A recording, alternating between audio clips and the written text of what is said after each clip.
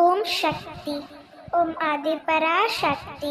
என் அன்பு குழந்தையே, இந்த இக்கட்டான சூழ்நிலையில் ஆறுதல் சொல்லக்கூட ஆளில்லாமல் தவித்து கொண்டிருக்கின்றாய். நமக்கு என்று நமக்கு மனதில் உள்ள பாரங்களை பகிர்ந்து கொள்ளவோ யாரும் இல்லைதானே வருந்தி கொண்டிருக்கின்றாய். என் தங்கமே, உன் மனதை நீதான் சரி செய்து கொள்ள வேண்டும். உன்னால் முடியும். நீ மனதை விட பெரிய ஆத்மா. அப்படியும் உன்னால் துக்கங்களை தாங்க முடியாத நிலை வரும்பொழுது என்னிடம் அதை ஒப்படைத்து விடு. சுகமோ துக்கமோ எதுவாயினும் என்னிடம் பகிர்ந்து கொள்.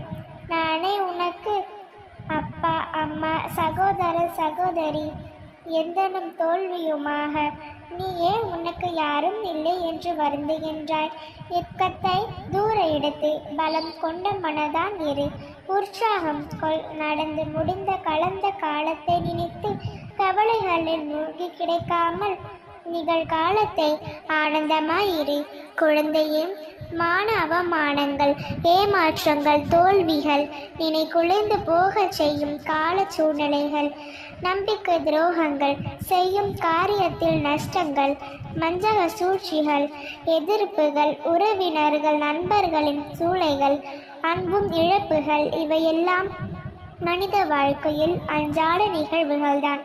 ஒரு போன்ற போராட்டங்களை எல்லாம் மனம் உறுதியுடனும் துணிச்சலுடனும் எதிர்கொள்கின்ற மனிதர் அவனே நிகழ்ச்சிருந்த வெற்றியாக மாறுகின்றான் என்பது மறந்துவிடாதே. ஒவ்வொரு மனிதனும் முதலில் தன்னிடம் நம்பிக்கை வைக்க வேண்டும். எதையும் சாதிக்க மாற்ற நம்மிடம் இருக்கின்றது என்று நம்ப வேண்டும். நீ சாதனை செய்ய பிறந்தவள் என்பதை முதலில் நீ நம்பி, உன்னை காயப்படுத்தி விட்டார்களே என்று கலங்கி நிற்காமல் அவர்களுக்கான சிறந்த பதிலடியை கொடுக்க முயற்சி செய். எதிரிகளை வெல்ல வேண்டும் என்று முடிவு செய்து விட்டால் நீ ஏங்க வேண்டிய நிச்சயம் ஆயுதம் என்னவென்று தெரியுமா? புன்னகை. ஆம், உன் புன்னகை மட்டுமே. எவ்வளவு தொல்லைகள் படுத்தாலும் எப்பொழுதும் சந்தோஷமாய் இருக்கின்றேனே என்று நினைப்பேன். அவர்கள் கொஞ்சிவிடும். யாராவது உன்னை ஒதுக்கி வைத்தால் கவலையே விடு. யார் உன்னை எந்த தூரத்தில் வைக்கிறார்களோ அந்த தூரத்தில் வாழ கற்றுக்கொள். அதனால் ஒரு நஷ்டமும் இல்லை.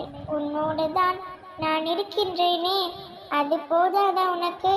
கவலையை விடு. கண்ணீரை துடை. உன் வாழ்க்கை வண்ணமயமாக.